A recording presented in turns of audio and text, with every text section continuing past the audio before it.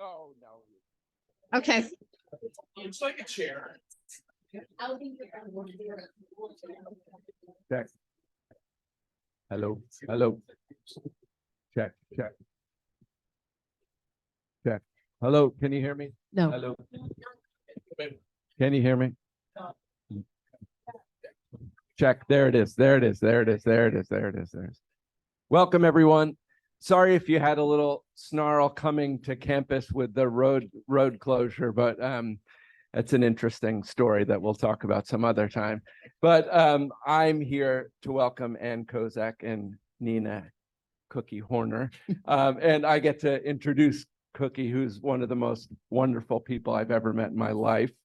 Came to MDI in 1975 from Philadelphia and started working with the MDI hospital as a labor and delivery nurse, right? So 16, 17 years doing that, then moved to the high school, MDI high school, and became a nurse there for 14 through 18-year-olds. And when another 17 years, and when she, quote unquote, retired, began working with hospice. So you see the trajectory there that is really, really wonderful. So she has this amazing trajectory and a range that includes, she has an unbelievably beautiful voice. She has an expert cast. She's a fly angler, which I love that. And she's an unbelievable mom of Jennifer Judd McGee, who is an alum from 91, a year older than. No, this is your class. She was my class, 92, my class. Just to put an exclamation point on it, is a member of the COA board and chairs our student experience committee of the board, and has just been such a wonderful rock and beautiful brain and beautiful mind for this place. So Cookie, take it away, and thank you.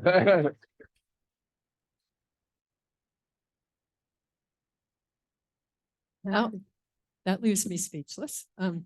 Anyway, I'm delighted to be here today and to introduce our most beloved Professor Emeritus of COA, who spent 45 years teaching everybody how to write. I can remember my daughter Jen, who came and thought she could write and found out pretty fast that she had a whole lot to learn. And anyway, Anne has written extensively about Acadia, and in 2016 published with Sue Leiter the Wild Gardens of Acadia, and through Arcadia Publishing, which is they do Images of America. To probably a lot of you have read this book or will buy it today after we're finished talking. And it's to keep a photographic history for neighborhoods, communities all across America. And so it's my understanding that after Anne published the Wild Gardens book through Arcadia Publishing, they asked her to do this one. Mm-hmm. And so Anne, take it away. Well, thank you. And thank you all for coming. It's really amazing seeing how many of you are here. This has been a fun book to write. It was supposed to come out a year ago, but then COVID came and I couldn't go anywhere. I couldn't get access to anything. And so it didn't come out until this year. But in any case, it's been fun. And someone asked me where I found all the pictures. That became rather difficult, actually. And I was telling Karen Waldron the other day, my first semester of graduate school, I took this course that met for 3 hours every Saturday morning on bibliographic methods. But what it did was gave me a lot of skill and intuitive skills on how to find things, initially in libraries, but then I found out you could transfer that to computers as well. And so it's intuitive, really, how you look here and you think, oh, well, maybe I could try that or whatever. Anyway. So you credit, or that the book is written with Josh Weiner and Sam Putnam, your grandson. Can you tell us a little bit about that? Yeah, Josh is a lecturer in photography here, and he did all of the work getting the images ready for the Wild Gardens book, which was a lot easier. As he pointed out to me, that was because we owned all the slides, we being the Wild Gardens Committee. They're still sitting in my house. This time we had to go hunting for them. But Josh and his wife, Dawn, bought a business in Hancock, another business, and last spring of 22. And so Josh really had to limit his involvement. My grandson, Sam Putnam, had shoulder surgery in the summer and couldn't go back to work. So I asked Sam if he wanted to help me. See, I'm good at writing and researching and finding images. I am not good at all in getting them ready according to the specs that the publisher wants. That I know, I don't even know how to do it. To be honest with you, I don't even know what the specs are. I mean, I would say to Sam, maybe we could use this photo, and he'd look at it and say, it doesn't meet the publisher's criteria. So anyway, Sam came, and we had a rocky start. I had all of these images they were images that came from a particular collection, but didn't have they weren't in any kind of order. And I sort of gave him all of these, and he categorized them. And one of the first times that we were working and getting images, I said, I wanted something. He said, must be in landscapes. I said, landscapes? I don't have any landscapes. Well, yes, landscapes is one of his categories. And he was particularly helpful to me. Acadia requires you to sort of lay out the book, put the right pictures on the right page. You have to end a chapter on a left-hand page and begin on a right-hand page. And Sam was really good at knowing how to juxtapose images that would make it effective. And that's something I didn't have. So he's got a really good visual eye. And then they also asked that I have a PowerPoint presentation. So that I figured it was going to be easy. And then they asked about a trailer. Now, Nancy Andrews sends out trailers regularly she teaches not theater, what is she's an artist here. And she sends out trailers after she produces a film or whatever. And so I knew something about trailers. And I asked, Sam came down one day from Bangor to work with me, and I said that we're going to do the trailer first. And he's fiddling with his phone, and I kept thinking, Sam, we need to get working. And then he said to me, you know, Nana, the next few days, the weather's going to be horrible. I'm going back to Bangor to get my camera and shoot some footage. And he did. And then he came back with the footage. It took us a while to get the audio on, because he finally said to me, put that paper down on the table and don't touch it. Because apparently my hands were shaking a bit. I couldn't hear this, but he claimed you could hear the paper crackling. So it was on the table and we got it. So in any case, Sam, we owe Sam the trailer. And didn't Sam major in Communications. communications? Yeah, he graduated in 22 from Champlain College in Burlington. So this is a great introduction to Anne's book. right.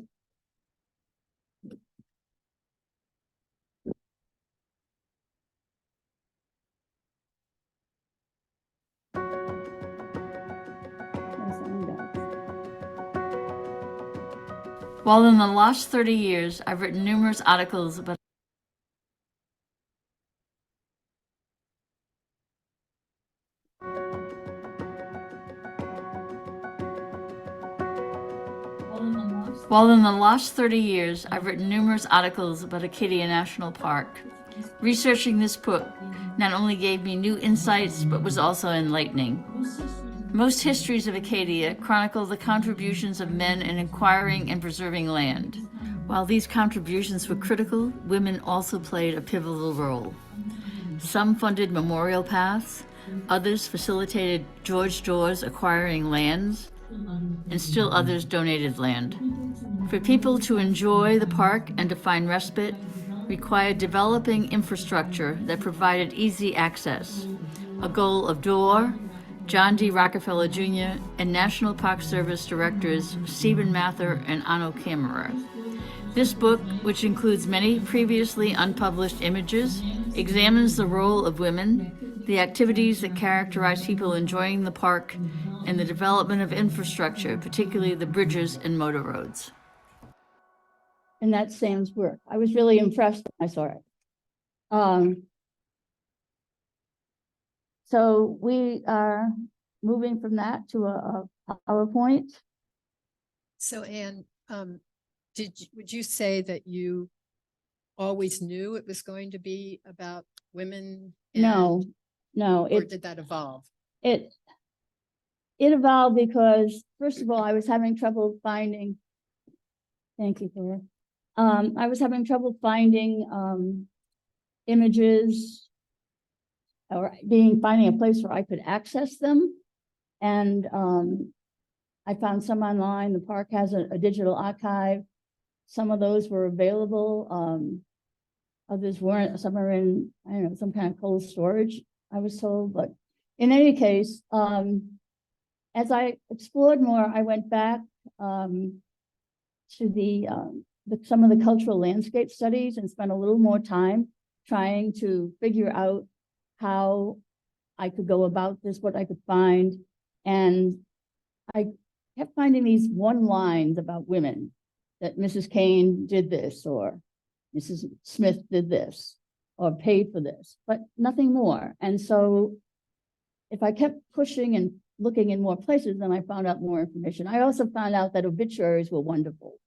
And all of these women were very prominent. And so the New York Times had obituaries on them, which was good because I found out a lot more information that way. So I became aware of that.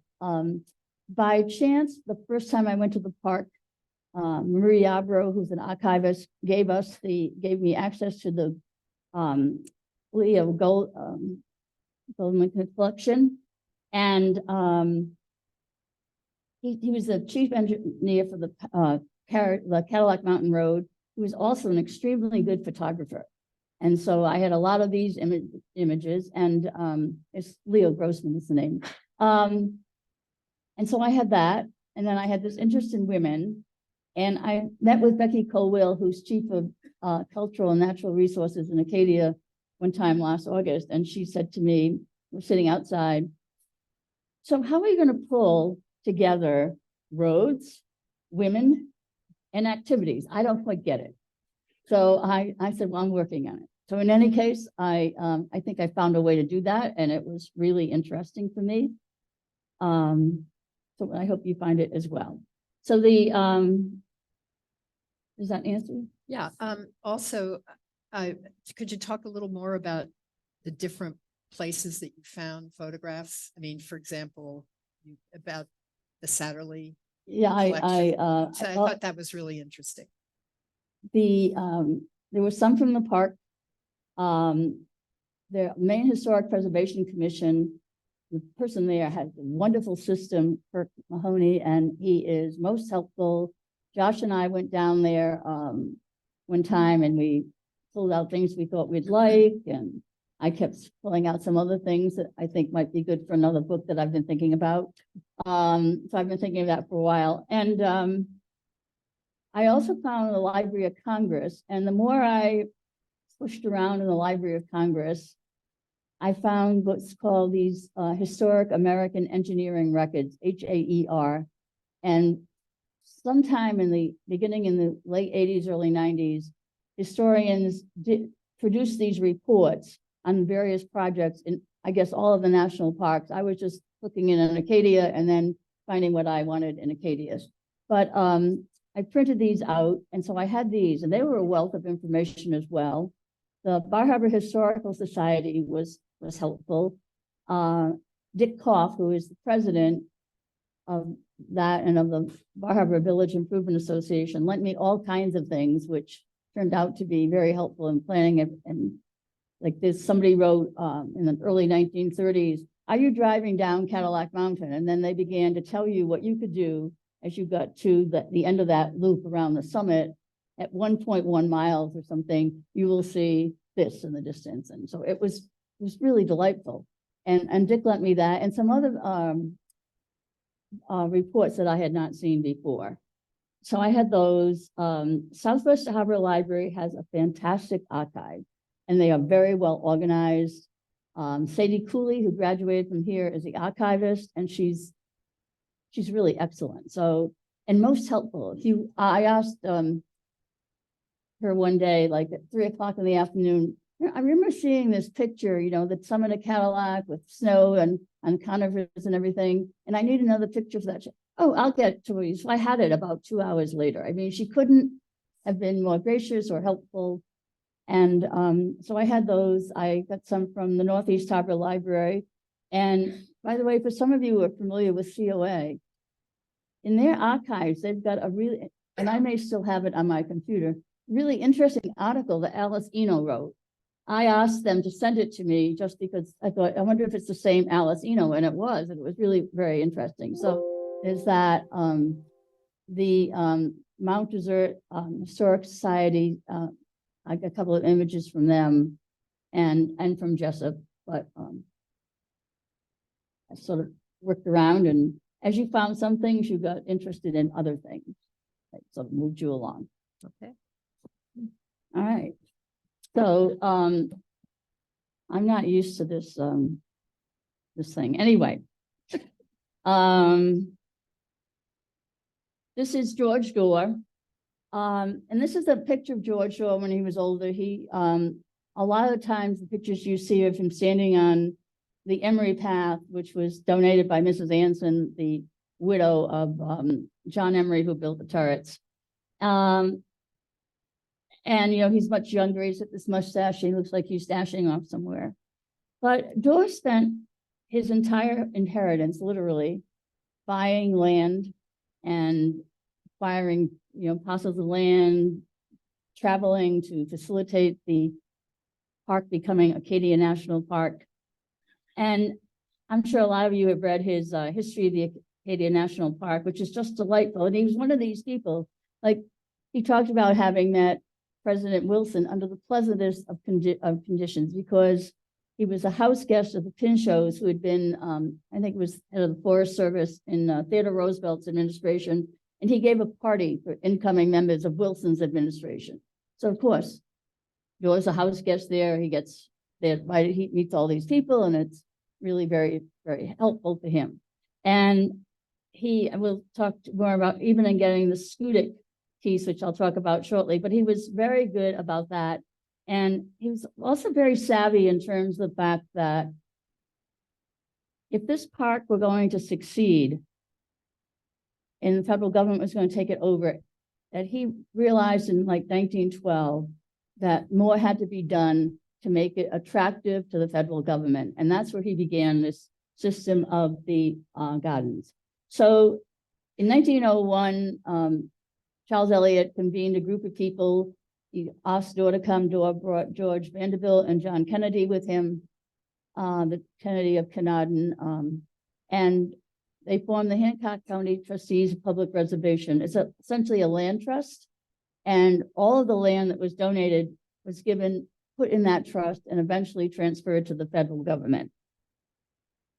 So the first substantial gift they received was from Eliza Homans, and this is Mrs. Homans. The publisher agreed to use this picture, even though it wasn't of the highest quality that they wanted, but it's the only one available. And Laura Edwards she's at the Jessup Library, really tried to track down something else for me, but everything comes up with this. And so they said, yes, we'll use it. But Mrs. Homans in 1908 gave the first substantial gift. She gave the beehive, the bowl, and also the south side of Champlain Mountain to the Trustees of Public Reservation. And she said she wanted to rename anonymous, but, you know, feel free to talk about the value of what she had just given. So was incredibly important there. This is a beehive picture. This is the inlet behind Sand Beach, and to me, it seems to be a lot wider than it appears to be now. But anyway, it was taken in 1917 by a person, the Satterleys, the family who owned their house is called Satterley's Field. They owned Sand Beach and all of Great Head and had a house there. She was given, Mrs. Satterley got this as a gift from her father for a wedding present. She had like 150 acres of land. It was really something.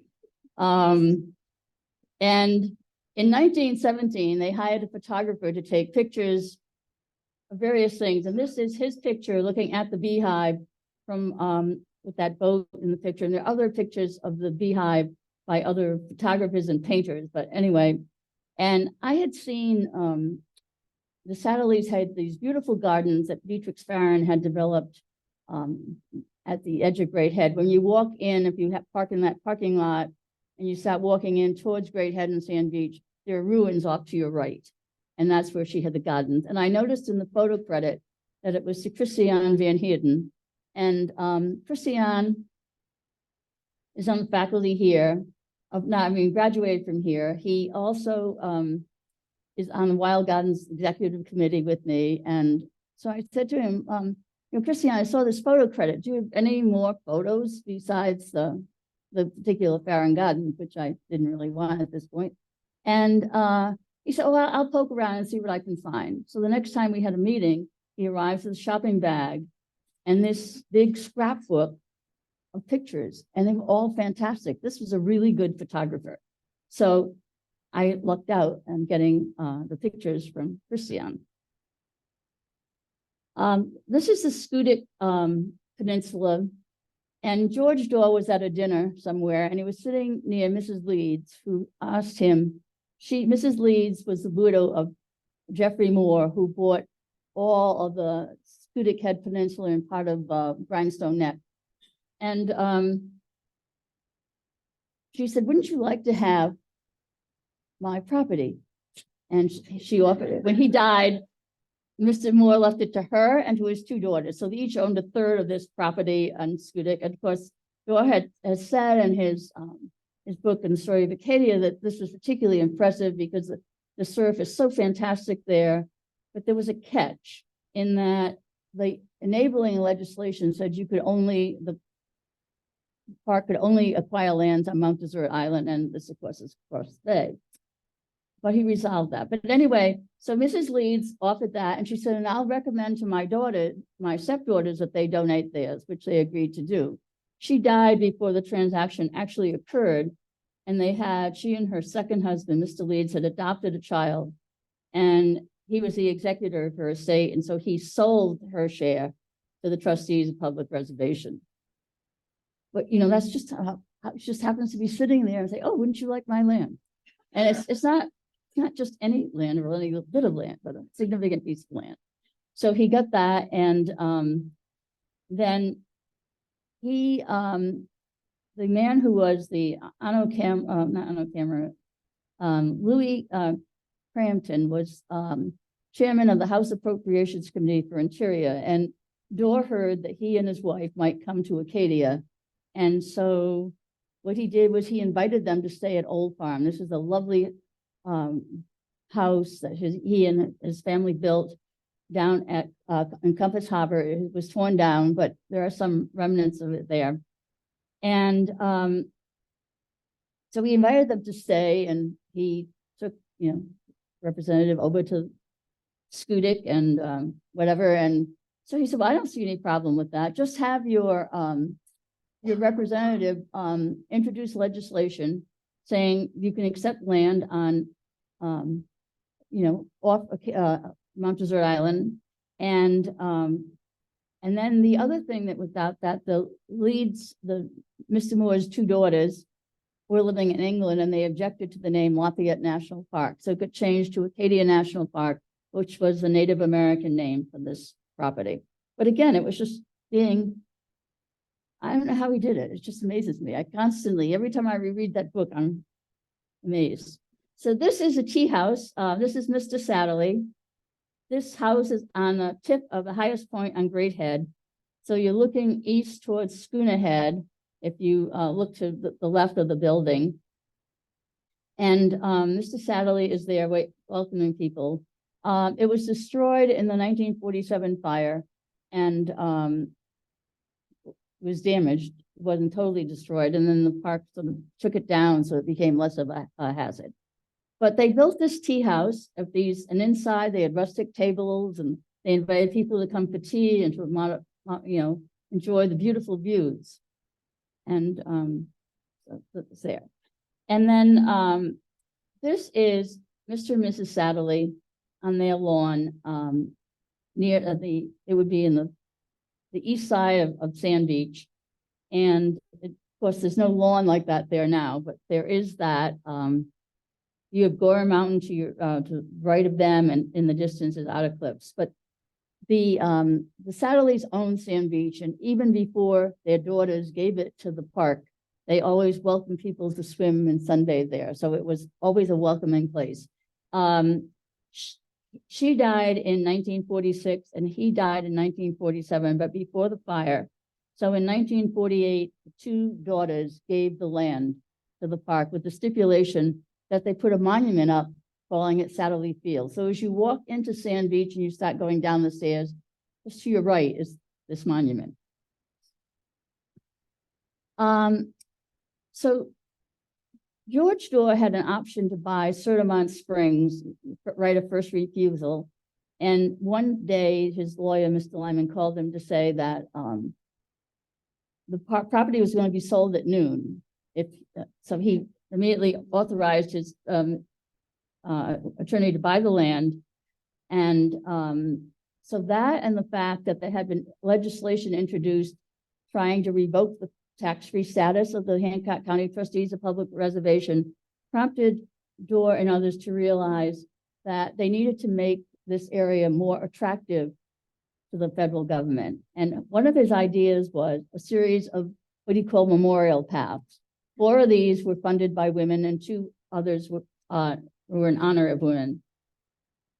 There was a 7th path built that Dorr built for Mr. Schiff. But in any case, Mrs.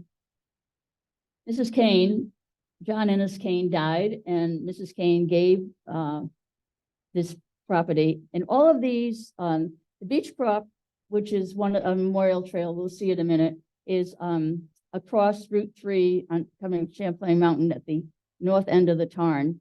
But the Kane path, if you walk across those stepping stones that Dorr put in, or you walk down the path coming from Sertamont Springs, you're on you come to the Kane path.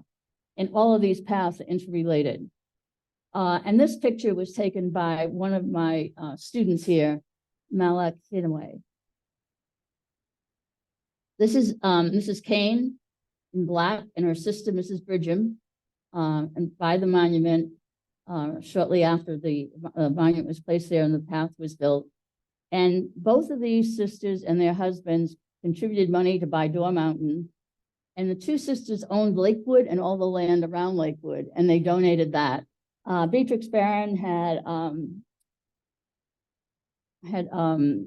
built a bridge there in honor of them and to make it more aesthetically appealing. But the beavers came, and the beavers came flooding, and the bridge is not at all accessible, and there are not any good photos of it. Not even one that would be better than the one of Mrs. Homan. So, but in any case, I mean, both of these women had, Mrs. Kane lived on the shore path, Mrs. Bridgham lived down Schooner Head Road. This is Elsa Dietrich. She, after her mother died, she and her father moved from London to Washington, D.C. to be with her aunt, Mrs. Enid Hunt Slater, and then summered here at Mrs. Slater's cottage.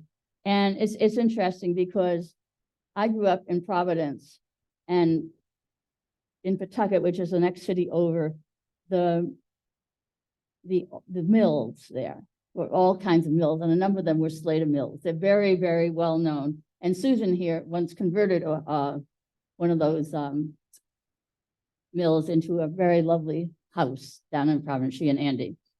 So anyway, this is Elsa, and this photo is used a lot. This is one of the paths that Dorr built. This is the Homans path. It was in honor of Mrs. Homans. And one of the things about the paths that he and Andrew Liscombe, the foreman of everything of all this building, they used a lot of flat step, but they also had these lintels. This is that arch going across the top that looks like a bridge, and it's a really exciting trail. It comes up partway up Dorr, and then you can turn into another path. And it was fell into disrepair, but as part of the Acadia Trails Forever initiative, where that money was raised to restore the trails, this is one of the trails that was restored. This is the Beechcroft Path. This is another path at those flat stones there, and it's across, as I said, across from the town on Champlain Mountain, and you can see these flat paths. It's just there. The path, you also had another memorial path in the trailer. You had a man and a woman standing on the side of a path looking out towards the ocean. That was the Emery path, and that was given by Mrs. John Emery's widow. What's her name? Anson, Mrs. Anson. This is the Jessup path, and this is in honor of Maria and Morris Jessup. It starts right below, off the Loop Road, just below Kibo Road, and goes all the way down to the edge of the tarn where these other memorial paths join in generally. This was taken by Ashley Conti from Friends of Acadia. And, you know, it's interesting. This path doesn't look any different now than it did when I first moved here in 1970, and obviously there. But one of the goals of the park and of the Village Improvement Association in Bar Harbor, Seal Harbor, and Northeast Harbor, Southwest as well, will have trails coming from the center of town into the park. And this was one of Dora's objectives. So this is in 1922, the federal government authorized the building of the Cadillac Mountain Road, but Senator Pepper and some other wealthy people felt that building a road up Cadillac would detract from the wilderness experience and just hurt their experience of it. So they were opposed to it. They managed to hold it up for 6 years. Rockefeller had built some of it going up to maybe about a mile in. He had done some work. He turned that over. But when the Bureau of Public Roads took it over, what they did in trying to plan where the road would be and how it would go, they sketched it on photos. And this is one of those sketches that they made. So these are a man by the name of Mr. McCabe out of Boston. Frank McCabe got the contract to build the road from Eagle Lake Road, you know, from that junction just above Bubble Pond that goes where the road begins going up to the summit. Anyway, he barely broke even on the project. It was very extensive. This is Dennis Newman. They blasted 90% of the road, and he's called the Dynamite Man. He had 30 years of experience, and can you see the cigarette hanging out of his mouth? You can. It's not as clear on this computer. I mean, so you're working with dynamite and you're smoking the cigarettes. Oh, not a problem. Anyway, when they were blasting for the road, after they put the third stick of dynamite in a hole, I'm not exactly sure what happened, but some kind of explosion. We had an explosion. He got hurt and he died the next day in the hospital. This is another Lorraine's steam shovel of McCabe's that he used to move. You can see the size of the boulders. They're just huge. So the one of the landscape architects from the Park Service came up in 1930, late 1930, when the road was just about finished, to see how it was progressing. And he was very disturbed by all this rock still left on the sides of the road and objected to this. And he made a lot of noise about it. And anyway, they finally cleaned it up before it opened to the public. It was dedicated in 32. So when you know, people began settling here in the you know, the late 1600s into the 1700s and so, and there were a number of walking paths. And at some point, the towns, the various village improvement associations, et cetera, took these footpaths and widened them to make them logging roads and carriage roads. And the town of Bar Harbor built a road in the late 1700s going from Cromwell Cove to Schooner Head. Cromwell Cove is right across from the athletic field in Bar Harbor and down to Schooner Head. And then the town in 1890 built Ocean Drive, which is this, you have people enjoying it above, which went from where the Schooner Head Road ended down to Otter Cliffs Road. And you, the Schooner Head Road that we're thinking of right now, when you get to the edge of Schooner Head Road, you can take a left to go up to the overlook or right to go into the park. There's another part of the road that extends down. That's the road that existed then until the road was built. So this is one of the pictures of this road. You can see that's Beehive there. This is another image. They are getting what looks like telephone poles going down. They also have some railings in now. This is this photo was not dated.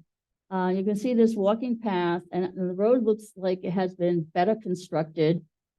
And it's interesting because Clara Martin in 1874 began writing some books about Mount Desert Island, like almost guide type books. And she mentions this path, but it's not visible in the previous pictures. So I'm not sure. And since it's not dated, it's really hard to know. So the first part of the loop road that was built was a section from Eagle Lake Road to Jordan Pond House. And despite what this says, this is not the Cadillac Mountain. It's not the road of the Cadillac Mountain. It's called the Lower Mountain Road, because you can see Jordan Pond off to the left and the South Bubble ahead of you. But this is the first section of the road that was built. And what I found intriguing and is that these roads are not contiguous. It's not, you think of the loop road now as this nice contiguous road. This road was built in segments. This is a crew. It's who's building the road. It's a picture that was in the Bangor Daily News. It was taken just north of Bubble Pond. But this big crew of people. John D. Rockefeller, I knew that he had made lots of contributions to the park. He did the carriage roads. I knew he had bought land and built bridges, etc.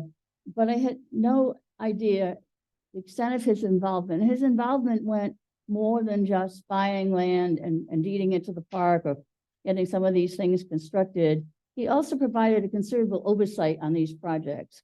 And he, when the Paradise Hill Road was beginning, when they were first going to build that road, he was very concerned that the contracts get awarded before the United States got involved in World War II. And so he used his political clout as well. And this is the Stanley Brook Road, the Stanley Brook Bridge. It goes over the seaside path, which goes from the Jordan Pond House down to just across from the Seal Harbor Beach. There was an inn there where it ended with the road itself and then the Jordan, the Stanley Brook stream.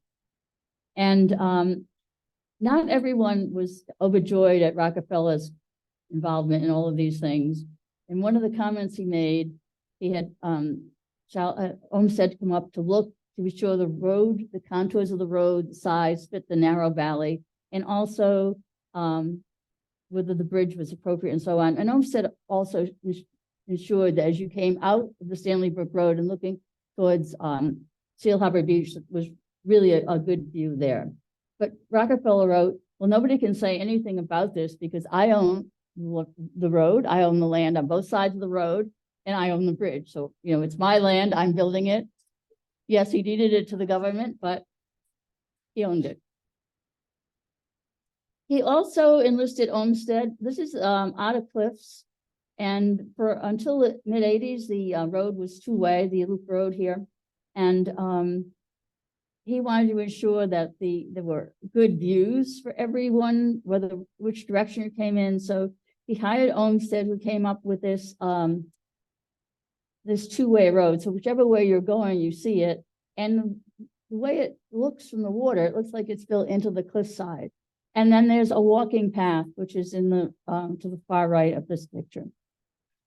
And that path is the path that begins just south of Sand Beach. It goes down by Thunderhole, Otter Point, and all the way around to the all the way around Otter Point to, I would say, maybe a half mile above the that pull out for the Fabry. Yeah.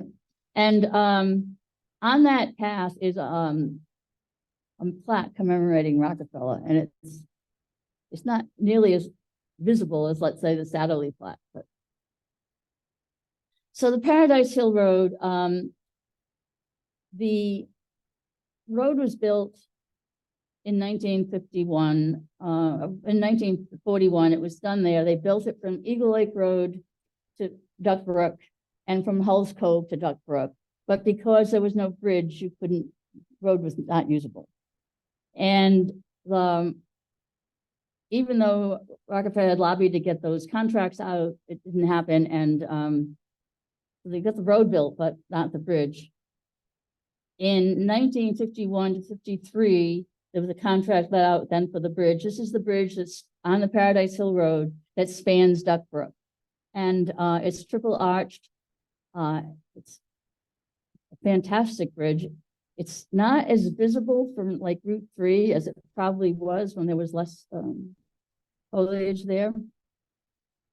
It also parallels the Duck Brook Bridge. And again, when Rockefeller built the Duck Brook Bridge with its triple arches, he owned all the land there and the bridge. And this serves as a way of bringing people in to the Witch Hole and eventually Eagle Lake loops via downtown Bar Harbor.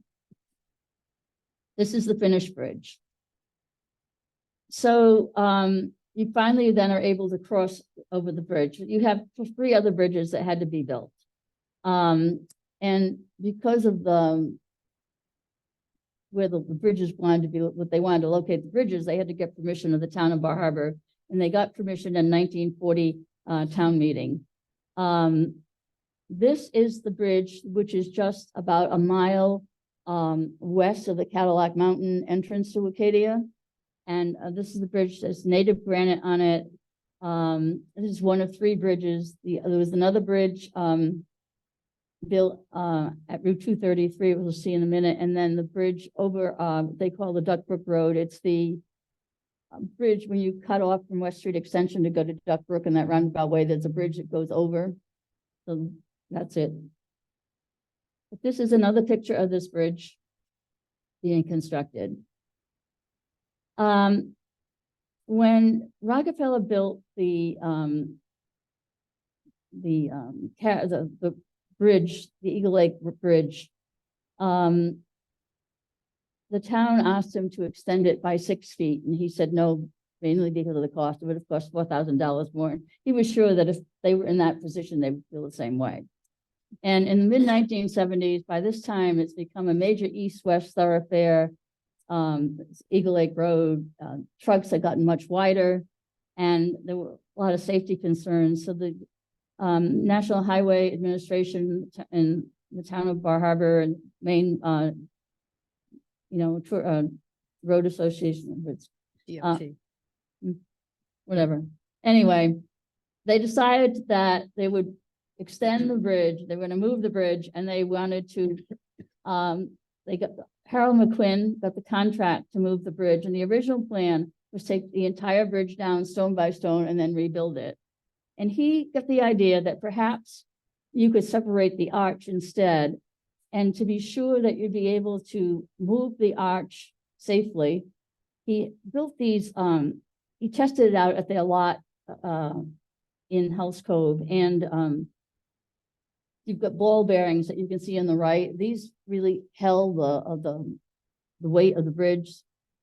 And so they began to separate it. You can see they're using this hammer. They've got wedges in to try and what you're looking at where that piece of equipment is would be the road going, the carriage road going out on the west side of Eagle Lake and then cutting off to on Betty's Pond. They also used flames to help break through this, and they were successful. They finally got the arch removed, and they could then build out the core. And if you go and look under the core, I mean, I was really surprised when I saw these photos because I don't know how many times I've been under that bridge, and I never really noticed that there was a difference. And I went and I looked, and yes, it is a faint difference. And I got these photos from Paul McQuinn, who is now the president of McQuinn Construction. He was between my two older children in age, and he was on the swim team with them. And so I knew that this existed, and I talked to Earl Brecklin about it. And so I called Paul and asked him if he had any photos. And he said, oh, yeah. And he came down with a flash drive. And I printed some out, and then he came by the house and I showed him things. He said, well, these aren't in the right order. I said, well, I'm not sure what order they should be in. So he rearranged them, the order I should look at them in the book, and he walked me through everything that happened so that I could write about it. And once they got the arch separated, they had men, in order to move it, they had men on each side of it. And when the foreman blew a whistle, they moved 3 steps to the north and stopped. It took them 3 days to do this, to move it 13 feet. It was supposed to have only been moved 12 feet, but as Paul said, it was moved 13 feet. That's it. Anyway, so who knows? But the Federal Highway Administration gave an award to Harold McQuinn, and he went to Washington to accept it. There was another award given by the general contractors of Build America, also in Washington, and Ron McQuinn, which is he's on the right in this picture. He succeeded Harold McQuinn, and he oversaw much of the construction of the bridge over Eagle Lake Road. And then his son, Paul McQuinn, when Ron died in 2009, Paul inherited the property. And Keith Johnson, who's chief of maintenance at Acadia, commented on the fact that these 3 generations of McQuinns have for years worked on the carriage road, the bridges, the loop road, and they've really done wonders in maintaining the historical integrity. So we have rangers in quite different uniforms. This is down by the athletic field. This is Thunder Hole, and look how close people are to the water, and it looks like there's surf. And today, there are all kinds of signs and railings to keep you from getting this close. The man behind the ranger is Anno Camera, and he was the assistant to Stephen Mather, the first director of the Park Service, and he worked really hard to ensure that we would get a road up Cadillac, and he also became the 3rd director, but he made many trips to Acadia, and he's on the yacht Namato sitting behind the ranger. This is a view overlooking Morel Park, which was they had horse shows here at the end of August for a number of years. It's owned by Mr. Morel from Philadelphia. It is now part of the Jackson Lab, and so there are buildings in that, but they do call it Morel Park. And they are right above the Bear Brook picnic area, which at the time was Bear Brook Campground. These are the park staff in early picture of the park staff. You have George Dorr there, top hat and overcoat. And next to him is Benjamin Hadley. Hadley became the 2nd superintendent of Acadia and worked really hard to get that monument built for Dorr at Sertivant Springs. So as a result of the road that the town of Bar Harbor built in 2009, you had people coming down by Otter Cliffs. This is a late 1800s photo. People picnicking on the rock, kids playing. And these next series of pictures, people who live here and summer here like to go to offshore islands for picnics or overnights and whatnot. But you have to get ferried to these islands in a bigger boat, have a group this size, and then get brought into shore in a dinghy. And you can see how there's a plank there so they won't get their feet wet. You should really pay attention to their shoes and how they're dressed. Remember, we're on a rocky shoreline. It's wet. So this lady is a birder, but they're there and they're very dressed up. And all the pictures of, this is burnt porcupine, all the pictures of burnt porcupine, they've always looked as if they just be having tea, not picnicking on the island. These are swimmers at Sergeant Mountain Pond. Sergeant Mountain Pond is, and the bowl, the bowl was given to Acadia by Mrs. Homans, are 2 glacial cirques that were formed by that. And there are some core samples indicate that this may have been the first lake on Mount Desert Island. This is an interesting picture, and it's interesting not because of the way they're dressed, but The photo in the park archives identifies the older woman as Mrs. Price. And Therese Miller has made an exhibit of the Bar Harbor Historical Society, and she says this is Flora Rodick Tineo. And I think they are exactly the same person, but I only recently, just a few days ago, saw Therese's note, and so we need to find out, and then I would think the park would have to fix the information. So there is that mistake in the book. If it's a mistake, we'll see. But again, look how they're dressed to go walking. It's just how we get dressed to go for a walk. This is a woman climbing in South Bubble in the late 1930s. And the interesting thing about this is, you know, now when they have belay ropes, they get hooked onto a harness or something. These ropes were tied around their waist. So as they walked up the aisle and the mountain, I love this picture. The archives call it a stroller, but it's really a sled. And obviously, this is Eagle Lake. Obviously, it's wide enough for a child and a dog that she can skate across the lake and bring that with her. This is a picture of Frank Gray skate sailing on Eagle Lake. That's one of the many winter activities. And this is George Dorr and Stephen Mather on the summit of Champlain. And on the summit of Cadillac, there's a plaque in honor of Stephen Mather. He was the first director of the National Park Service. He established the principles on which national parks would operate and be based, and really stressed conservation values. The plaque at Sertabon in honor of Dorr called him the father of Acadia, a gentleman scholar and a true lover of the beauty of the island. And that is it. So, I don't know.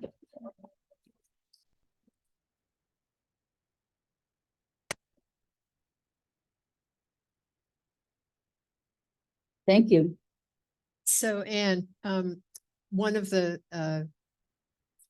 pictures that you had just was fascinating to me about the opening day of the road up Cadillac.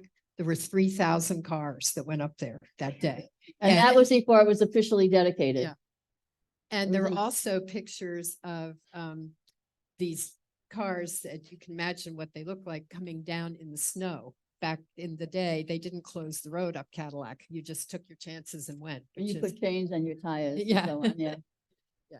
A little scary, I think. But. And then the other point I thought was really interesting was when George Dorr was trying to get, he wanted it to be a national park, but he was advised that it was better to do a national monument because you could just do that. Right. And they said, no, it's too expensive. And he said, okay, well, I'll take care of it all for $1. So he worked for $1 a month. Which is why $12 a year. Why he died virtually penniless. Yeah. So I'm sure people have questions. All right. Yeah. We can start right here. I'll just, sorry, Karen, here, I'll give you a mic if you don't mind speaking into the mic. That way folks online can hear us.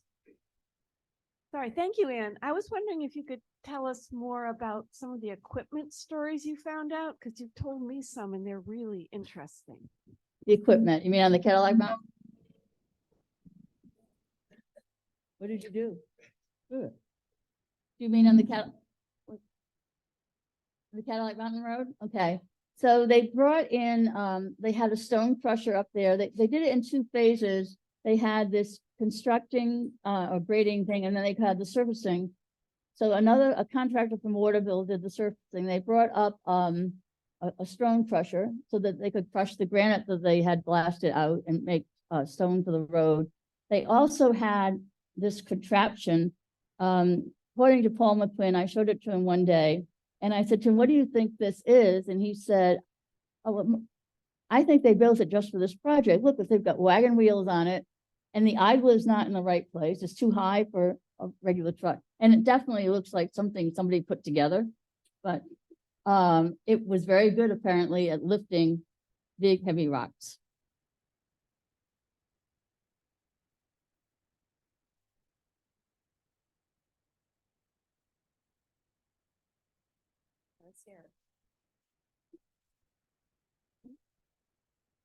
You're welcome.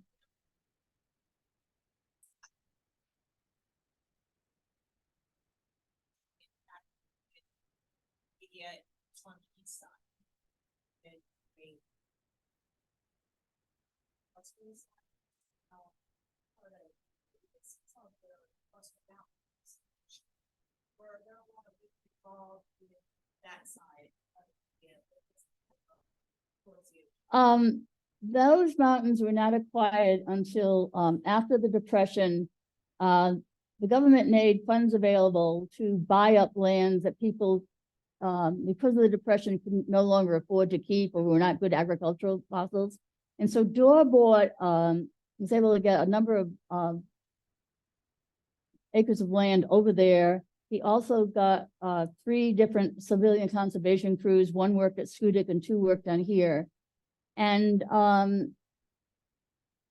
even the Southwest Harbor Public Library, which has a lot of information, didn't seem to have very much. And so I didn't really focus that way. And it wasn't as much the beginnings of the park, which is what the publisher was after. All right, Julie, why don't we try this again? Testing. John, It worked. is it? Oh, okay. Okay, thank you so much, Anne. I have 2 questions. One is the picture that showed the staff and George Dorr in front of a building, a brick building that said Acadia National Park.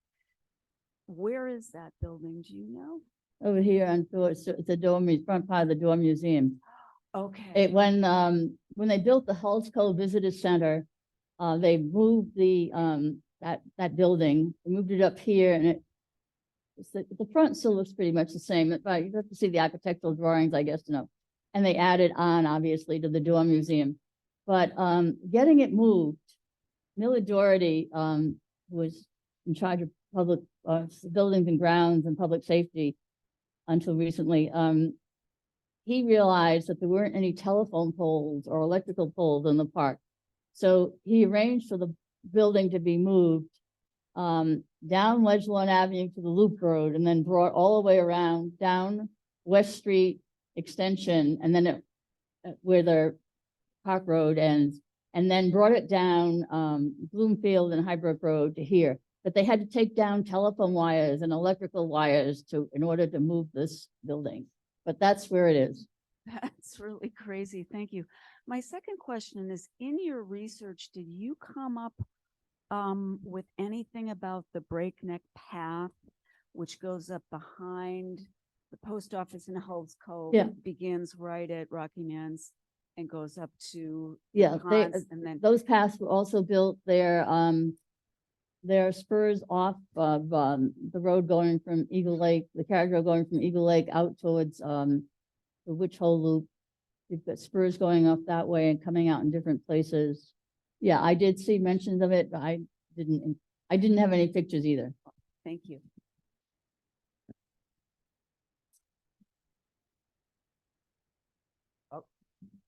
Ben, real quick, sorry. Thank you, Anne. Welcome. I'm really curious. You're such a fantastic author and researcher. How did you use any COA students as an educational tool in this project? And did you use them in any part of any of your writing projects? Well, Malik Conway has, he's got more pictures than this. He sat down with me one day at lunch while I was still teaching. And he asked me what I was going to do when I retired. And I said, well, I'm going to be working on this book. And I was talking about what the book would be like. And he said, you know, I take pictures. So I'd be happy to take some pictures for you. And so I talked to Rob Levin, and Rob thought that was a good idea. So it was a very hot day when we did this on the cane path. But he did a really nice job. He took a number of pictures. And Thomas Gagne took a picture that's in the book. He's an advisee of mine. He was doing his senior project on Schoodic last fall. And so I had Thomas get me a picture of the plaque to Jeffrey Moore, since he was out there anyway.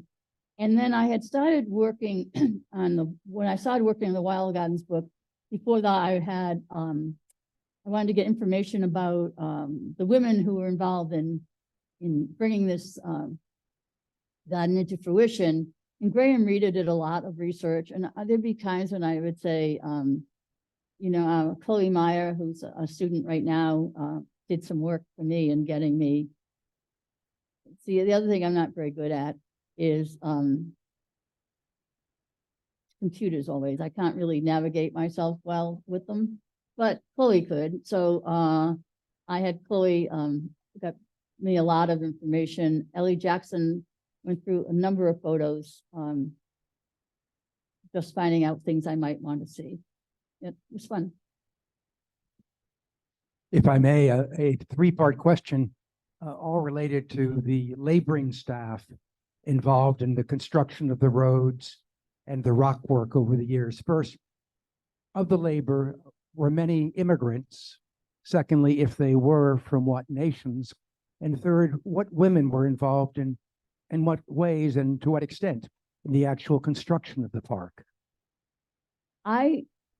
That crew that worked on the building of the section of the road going from Eagle Lake Road down to Bubble Pond, that large picture. Frankly, they did not look in the original picture. I didn't think they were necessarily immigrants. There were, you had a number of people, and you had two camps here on this island and one in Ellsworth that went to Schoodic of the Civilian Conservation Corps. And that was Franklin Roosevelt's plan to provide work for young people and give them meaningful work and pay. It would also, some of their salary automatically went to their families before it came to them. So they got like an allowance or an allotment of their salary. And I don't think that the women were involved in the construction. I mean, most of these women, from what I have seen, were very dressed up, but I don't know that for a fact. But thank you for asking. Bill?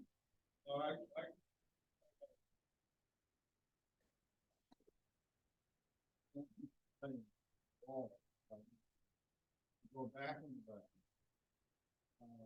in 1871,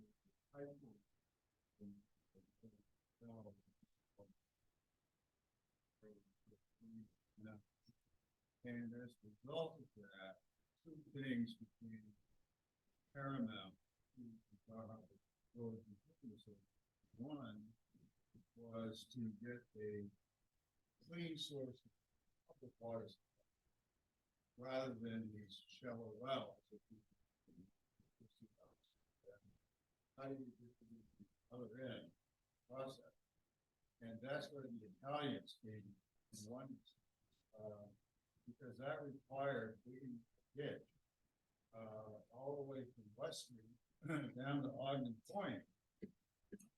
And there was a lot of speculation in the local press as to what the consequences of these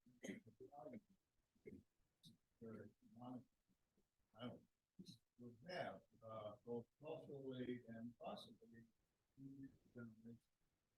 So it turned out that maybe some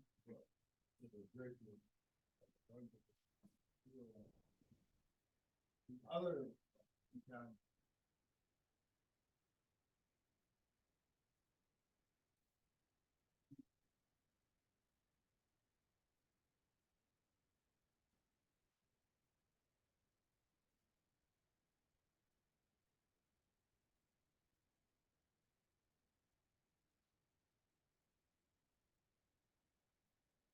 Thank you, Bill.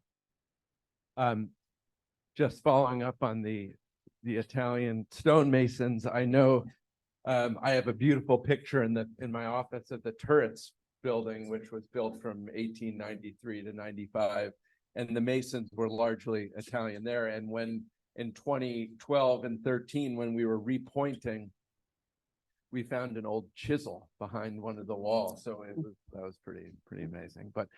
And like, we live in an amazing place, and I think our place helps form what this college is all about. And I wanted to thank both of you for the discussion and thank all of you. This is the last coffee and conversation of the season, and it's been a great one. And okay, yeah, okay, oh yeah, yes, you're correct. You're correct. I'm thinking the Tuesday, though, the Tuesday pattern is what thrown me off there. Thank you for the correction there. But the last typical coffee and conversation on Tuesday morning. Thank you both, and thank you all for coming.